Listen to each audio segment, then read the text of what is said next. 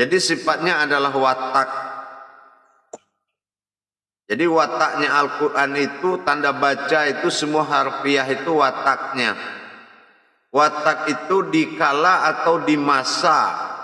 Dikala aku pada zat, dikala aku pada nur, dikala aku pada batin, dikala aku pada diriku, dikala aku pada sir.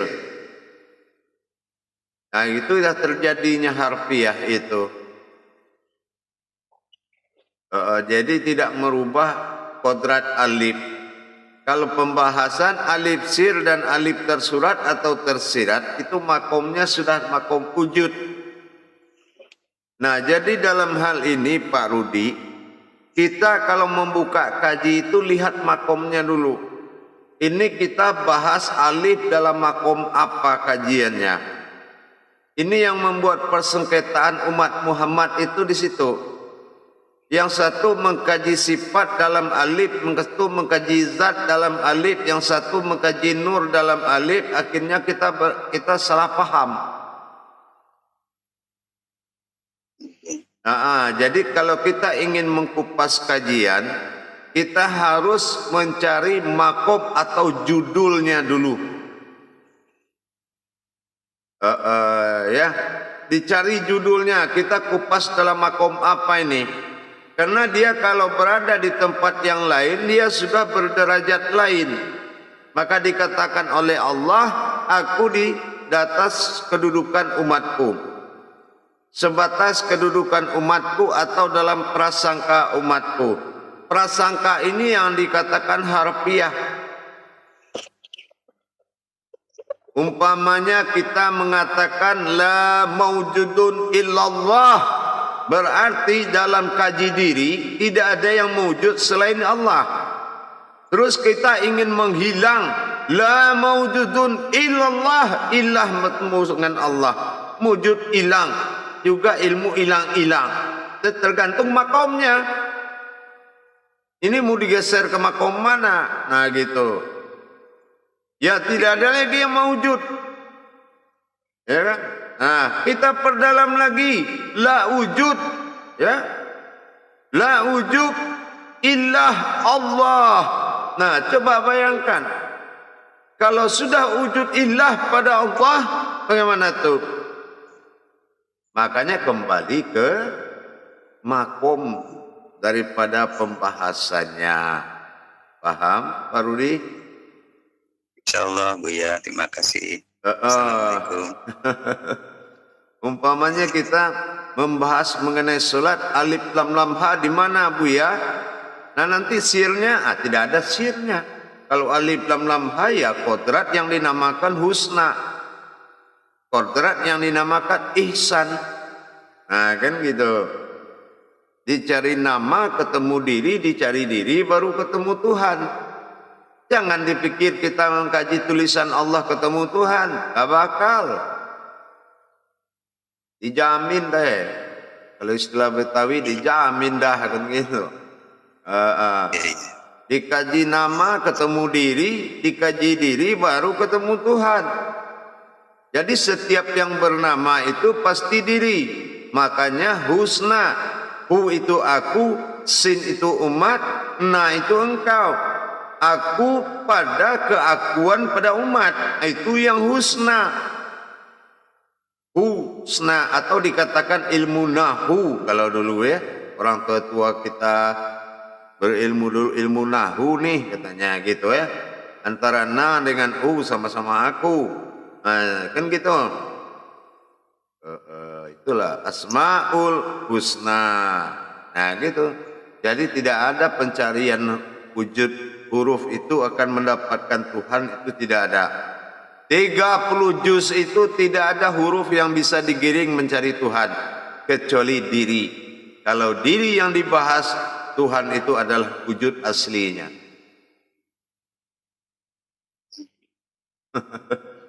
Ya. Lalu kalau seperti apa yang Buya sampaikan, kalau kita mencari diri agak dalam diri, tapi kalau ketemu diri bukanlah diri. Iya. Nah itu kalau Tuhan punya diri ya sama lah, bukan Tuhan dia ya kan. Nanti kita akan ketemu sesuatu yang berdiri.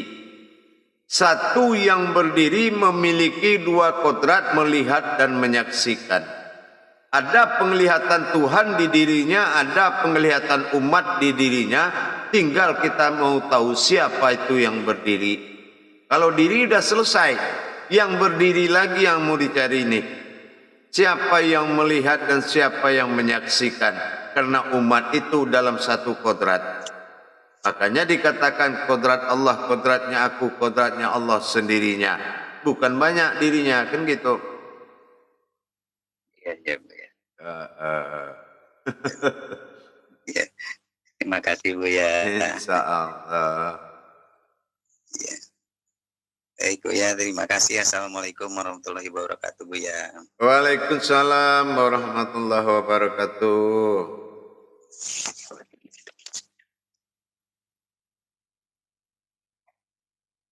Ya, masih silakan Pak Ali Umar. Assalamualaikum warahmatullahi wabarakatuh Buya. Waalaikumsalam warahmatullahi wabarakatuh. Mau nanya dikit aja Buya. Dikit aja ya. Dikit aja. Ini bulan itu lillahi ta'ala dengan lillahi rabbil alamin. Apa itu perbedaannya Buya? Kalau ta'ala itu Tuhan, ya, artinya adalah wujud Tuhan. Lillahi ta'ala, ya, bahwasanya yang datang itu hanya Tuhan. Yang ada itu hanya Tuhan. Tapi kalau Rabbil alamin, kekuasaan diriku. Nah, perbedaannya keakuan. Kalau itu sudah keesaan, kalau ta'ala itu Allahu ta'ala. Nah, itu artinya sudah mengatakan Allah itu Tuhan. Jadi ta'ala itu artinya Tuhan. Gitu.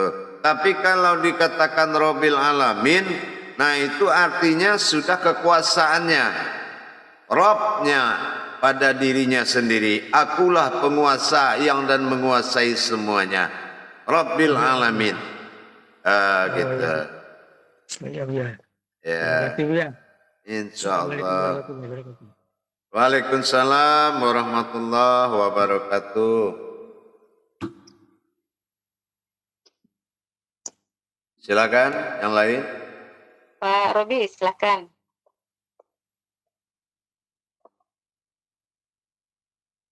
Suaranya, Robi, suaranya. Assalamualaikum warahmatullahi wabarakatuh Buya. Waalaikumsalam warahmatullahi wabarakatuh. Ini yang saya mau tanyakan sedikit Buya. Dalam sholat itu kan kita berayat, membaca ayat itu. Yang saya masih susah itu menjadikan ayat itu menjadi kauli dan kauni. Untuk bisa menjadi ma'rifat. Itu yang masih susah karena masih artinya yang sering ikut. Masih ikut artinya dalam sholat itu kan. Masih terbayang artinya yang ikut, bukan belum bisa jadikan kauni. Ya. Jadi harus tahu dulu jabariyah dari setiap gerakan yang ada dalam sholat. Jadi kita harus tahu dulu. Pernah terbayang nggak kalau pernah lewat depan masjid lagi azan tapi jalan terus, nggak berhenti? Pernah nggak mengalami kan? Iya, pernah. Nah, itu kan suatu kelalaian, betul nggak?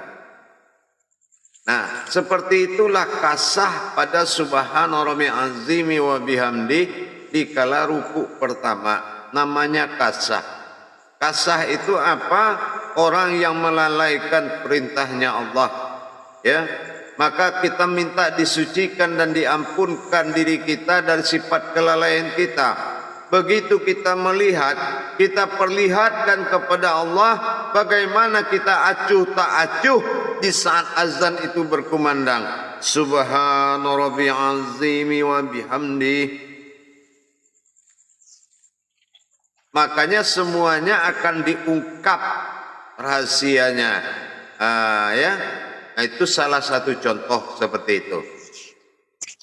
Jadi kalau kita sudah belajar pada hakikat daripada sifat kauliyahnya, maka cara pengantarannya itu munajat, tidak dengan mulut tapi suara ditekan dengan batin akan sampai menjadi ma'rifat, maka batin tadilah yang akan bicara dan bernama kauni. Suaranya sama kayak kerasnya dengan kita ini.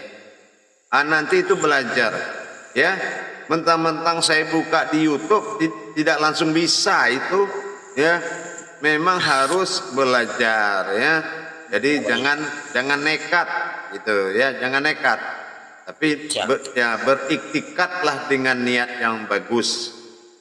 Insya Allah nanti kita belajar bagaimana menghimpun ayat menjadi kauliyah, kauliyah menjadi munajat, munajat menjadi ma'rifat, dan ma'rifat menjadi kauni.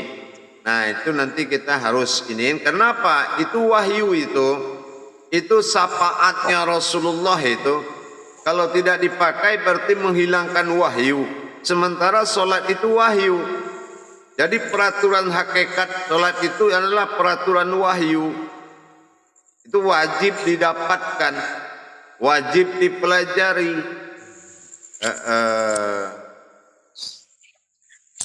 Paham? Insyaallah. Insyaallah. Sabar ya, sabar. Nanti kita pelajari semua.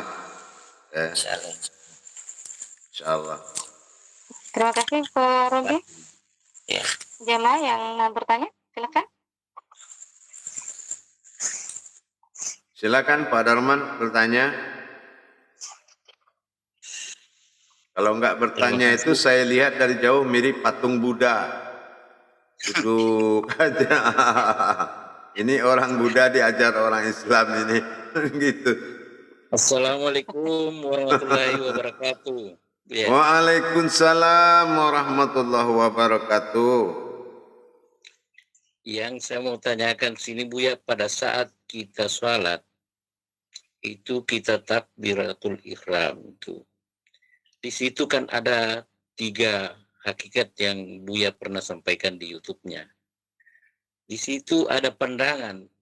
Kapan kita pandangan itu melihat mata batin dan kapan melihat wujud ini, Buya? Makasih, Buya. Ya, setelah Allah itu benar-benar menerima kenyataan dari kita dulu. Apa? Kita mendirikan hakikat pada kodrat Allah dalam diri, barulah ada dasarnya dia melihat, disitulah kita mendapatkan pensaksian. Dan ini bukan usaha, tidak ada usaha kita untuk melihat apapun, tapi dirikan kebenaran-kebenaran dari sifat dan kodrat Allah pada diri kita. Jangan kita berusaha untuk bisa melihat, jangan berusaha untuk bisa kenal Allah, tapi dirikan kenyataan Allah pada diri, pasti sudah bisa melihat, pasti akan merasakan, dan pasti akan mengenalnya. Tapi kalau kodrat kita masih kodrat yang bersekutu dengannya, apapun ma'rifat kita, kita ini tidak ada punya ma'rifat. Ma'rifat itu sudah ada kodratnya.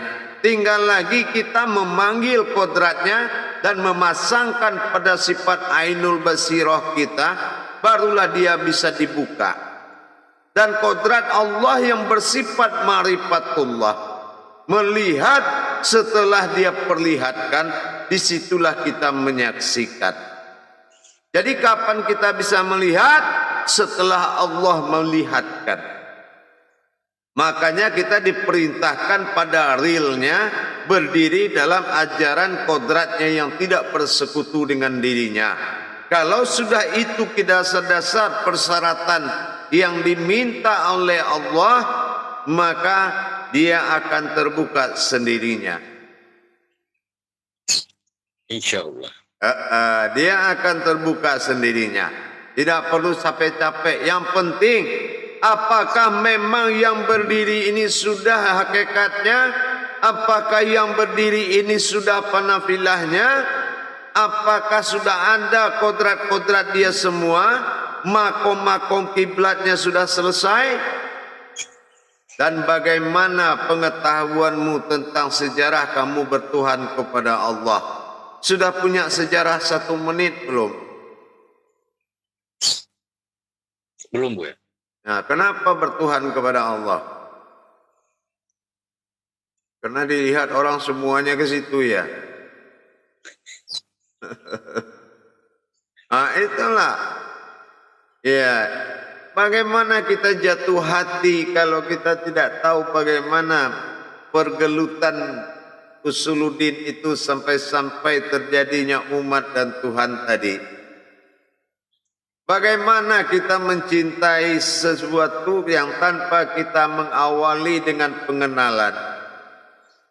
Kan begitu? Iya, iya. Jadi kalau dikatakan awaludin marifatullah, itu awal agama sudah berasma dia dengan dipanggil Allah. Tapi awal diri adalah Tuhan, ilah dalam sebutan, kodrat pada wahid, pada dalam sifat, tunggal dalam bahasa. Nah itu baru mana yang Tuhan ilahin nas.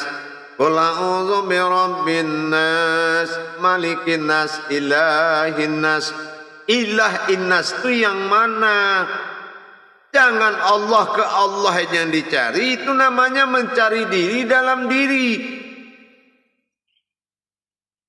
Kenapa? Itulah yang dikatakan asmanya. Asma Allah itu ya wujud manusia. Ya. Husnanya wujud rohaninya manusia. Tapi yang awalul wajibin alal insani huwa fifatul illahi bi istigoni adalah yang pertama-tama yang wajib bagi insan itu adalah mengenal Tuhannya. Mana yang insan bertuhan dalam diri itu? Betul enggak? Iya, iya. Nah, itu dulu ya. Kalau sudah tahu mana insan yang bertuhan, mana insan yang berdunia, insya Allah. Nah, makanya tahap sekarang ini kita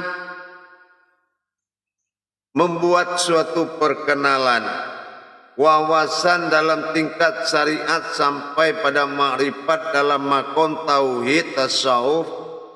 Insya Allah dalam makom tarekat, dalam makom hakikat.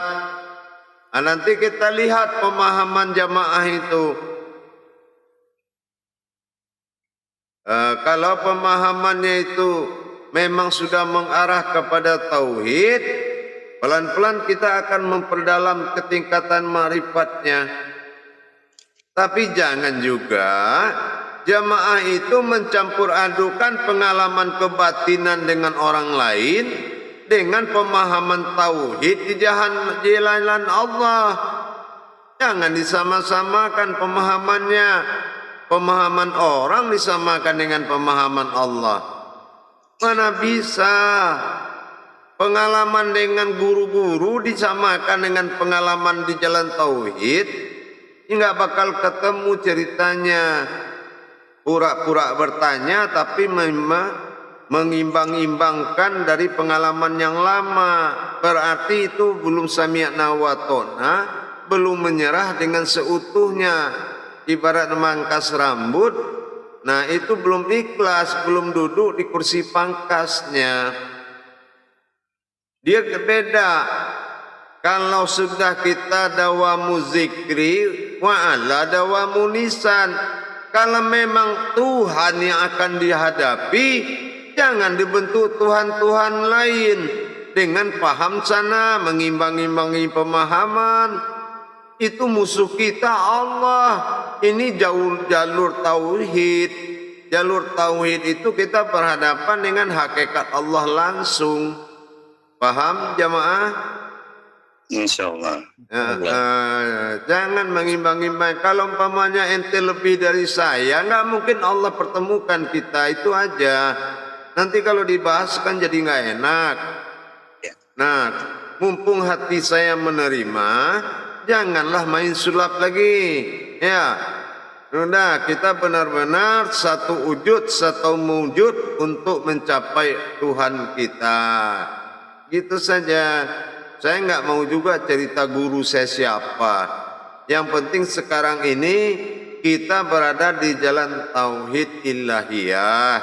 Bagaimana kita sama-sama belajar sampai menuju pertemuan dengan wujud Tuhan yang ilahi nas. Jangan kita terlena dalam senandung dalam makom awaludin. Kalau senandung dalam makom awaludin itu indahnya melebihi bulan purnama. Sibuknya kita melebihi daripada menghitung pasir di pinggir pantai. Nah, itulah senandungnya agama. Tapi ingat dulu, yang mau beragama itu siapa? Mana ada agama berfungsi kalau kita tidak mengenal diri dan Tuhan kita. Yang kedua, dalam kita belajar ilmu tauhid, jauhi dari prasangka, menduga-menduga. Menurut saya, ini yang celaka 12-nya. Kalau memang dasar kita menuntut ilmu itu sungguh-sungguh, setitik pun yang diberikan guru, kita mampu menghargai selaut. Tapi kalau dasar hanya ingin tahu saja, selaut pun diberikan oleh guru, kita hanya menerima setitik. Itulah keadilan Allah. Kalau saya berguru dulu begitu. Bagi saya, apapun yang dikatakan Allah, lampiasannya adalah guru. Rindu saya sama Allah, saya lihat guru saya. Saya cinta kepada Allah, saya cintai guru saya.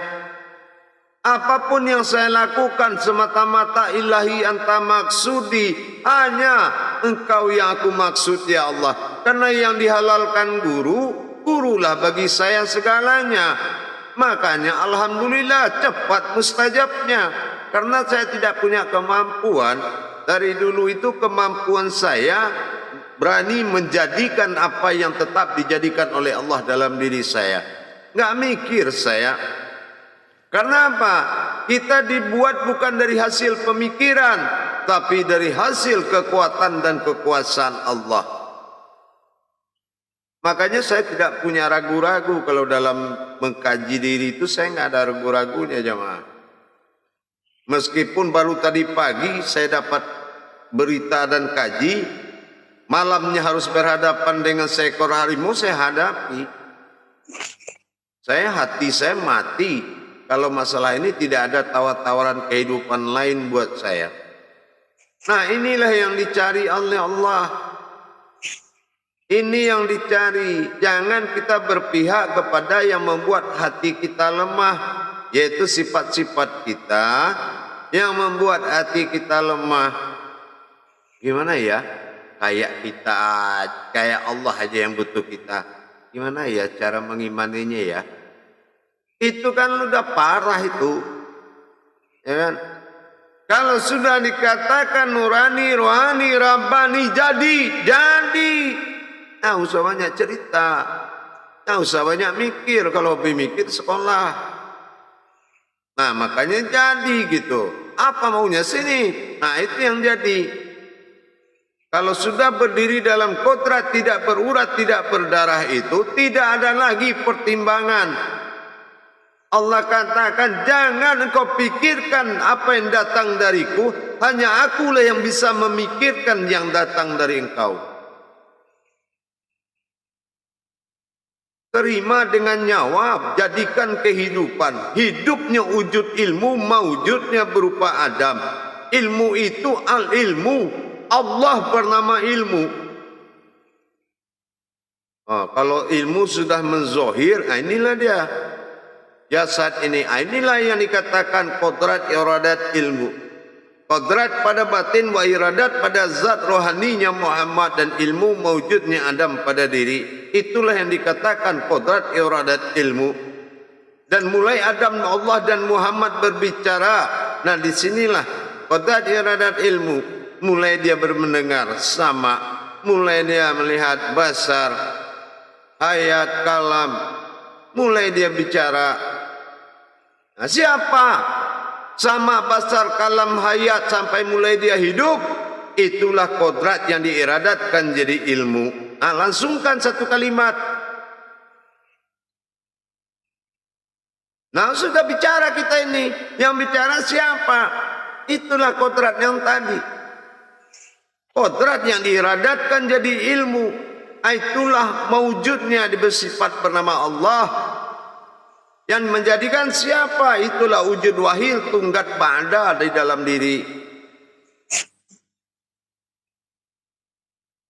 Cepat menarik kesimpulan, jadikan langsung. Paham jemaah? Insyaallah. Gitu.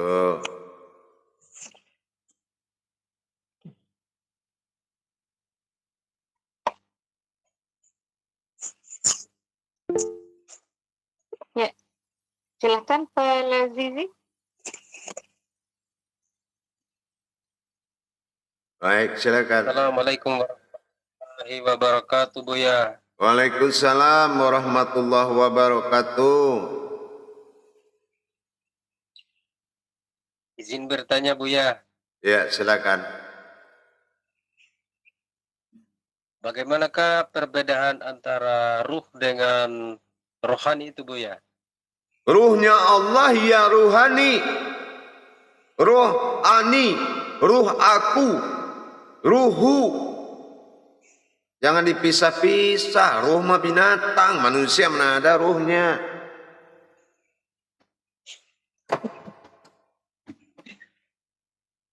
Ya. Jangan menjabarkan kodrat manusia itu melebih rendah lagi. Jasad kan hidup karena ruh, ruh terjadi karena nur, nur terjadi karena zat, zat terjadi karena batin, batin terjadi karena sir, sir ada karena wujud. Ruh itu hayat.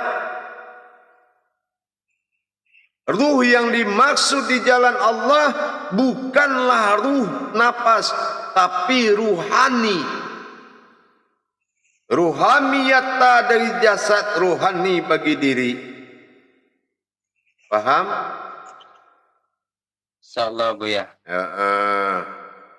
Jadi begitu.